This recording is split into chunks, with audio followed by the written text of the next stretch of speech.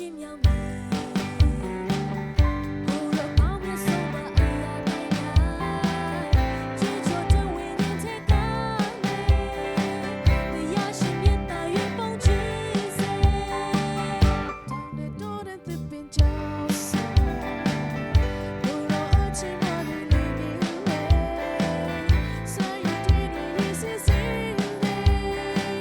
အသက်ရှင်ဖို့ကိုယ်တော်ရဲ့